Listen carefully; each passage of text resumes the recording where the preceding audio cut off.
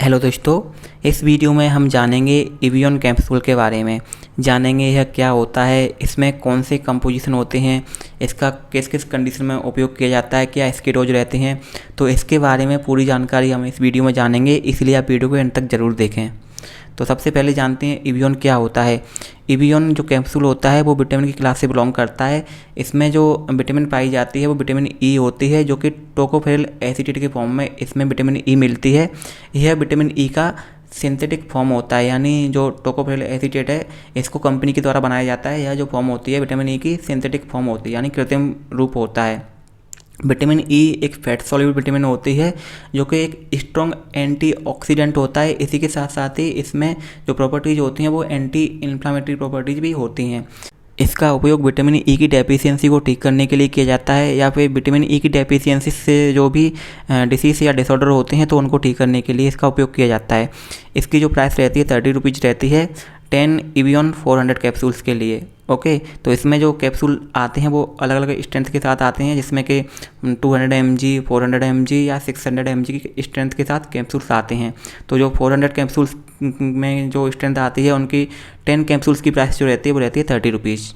इसके कंपोजिशन की बात करें तो इसमें जो एक कैप्सूल होता है जो कि सॉफ्ट जिलेटिन कैप्सूल होता है, वो कंटेन करता है टोकोफेरल एसीटेट को, जो कि 400 mg की स्ट्रेंथ में इसमें पाया जाता है। अब जानते हैं एवियन कैप्सूल के उपयोग के बारे में। तो इसका जो पहला उपयोग है वो है विटामिन ई की डेफिशिएंसी में।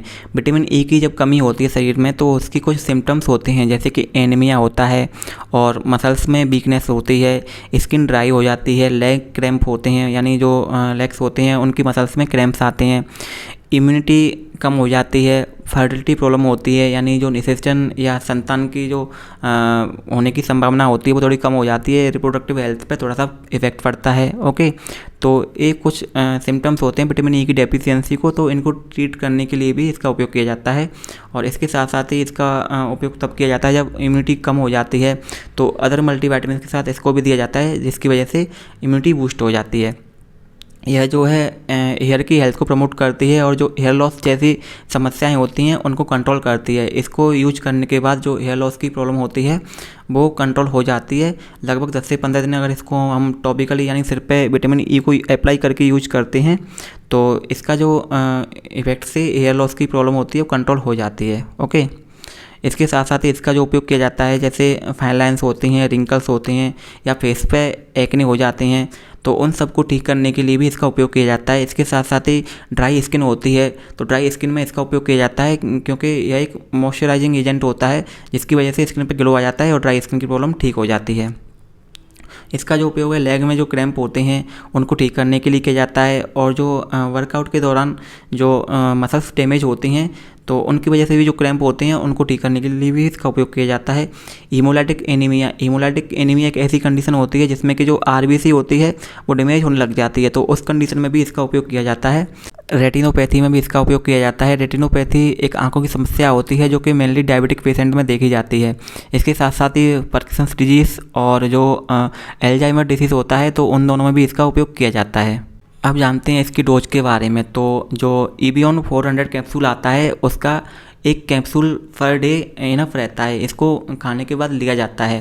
लेकिन जो RDA वैल्यू होती है विटामिन ई की वो 15 mg पर डे होती है, इसलिए जो एवियन 400 कैप्सूल होता है हम इसको 15 या 20 दिन तक ही ले सकते हैं, इससे ज़्यादा नहीं ले सकते, क्योंकि यह एक फैट सोल्यूबल विटामिन होता है।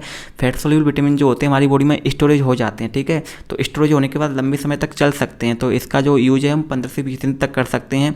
वैसे तो यह अलग अलग कंडीशन में डोज इसका अलग अलग रहता है और कितने टाइम तक दिया जाता है वो डॉक्टर के अनुसार दिया जाता है, लेकिन जो कॉमन डोज रहता है इसका 15 से 20 दिन तक रहता है, जो कि 400 mg हम यूज कर सकते हैं पर डे आफ्टर मील। ओके, अगर हम इसके टॉपिकल यूज की बात करें, जैसे कि हेयर लॉस जैसी प्रॉब्लम होती है किसी को, तो उस कंडीशन में हम इसको इसका जो कैप्सूल होता है उसमें से काट करके ऑयल निकाला जाता है और उसके ऑयल को जो आपका हेयर ऑयल होता है उसके साथ मिक्स करके हेयर पे अप्लाई किया जाता है। ओके, तो इस तरह से हम इसको 1 से 2 महीने तक यूज कर सकते हैं। 1 से 2 महीने यूज करने के बाद जो हेयर लॉस की प्रॉब्लम होती है कंट्रोल हो जाती है। अगर किसी के फेस पर रिंकल्स, पिंपल्स, एक्ने वगैरह की समस्या है या फाइन लाइन्स वगैरह है तो उस कंडीशन में इस कैप्सूल को काट करके इसमें से जितना ऑयल निकलता है उतनी मात्रा में ही इसमें गुलाब जल मिलाया जाता है। तो फिर इन दोनों को मिक्स करके फेस पे अप्लाई किया जाता है। लगभग 15 से 20 दिन तक इसका फेस पर यूज करने से जो फेस की प्रॉब्लम होती हैं, तो जैसे कि ड्राई स्किन हो गई या फिर जो एक्ने, फाइन लाइन्स वगैरह की प्रॉब्लम लगभग ठीक हो जाती है। तो इस तरह से इसका यूज फेस पर भी कर सकते हैं। अब जानते हैं एवियन कैप्सूल के साइड इफेक्ट्स क्या क्या होते हैं। तो वैसे तो इसके कोई साइड इफेक्ट्स देखे नहीं जाते, जब हम इसका टॉपिकल यूज करते हैं तब भी नहीं देखे जाते, लेकिन किसी किसी कंडीशन में टॉपिकल यूज से स्किन रैशेस हो सकते हैं।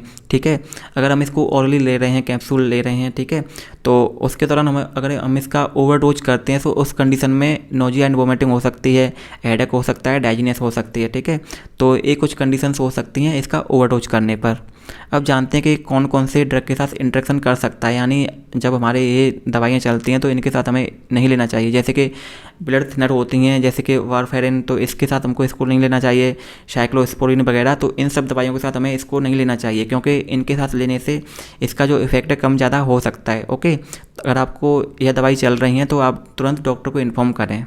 अब जानते हैं इसके कॉन्ट्रा इंडिकेशन इन बॉन्डिंग के बारे में। तो जिस किसी को भी हाइपर सेंसिटिविटी रहती है विटामिन ई से, तो उस कंडीशन में इसका उपयोग नहीं करना चाहिए। ओके, तो यह था इसका कॉन्ट्रा इंडिकेशन। तो यह जानकारी थी विटामिन ई यानी एवियन कैप्सूल के बारे में। आई होप आपको यह जानकारी अच्छी लगी होगी। अगर आपको यह जानकारी अच्छी लगी तो आप वीडियो को लाइक और शेयर करें। ऐसी और जानकारी पाने के लिए हमारे चैनल को सब्सक्राइब करें। Thanks for watching.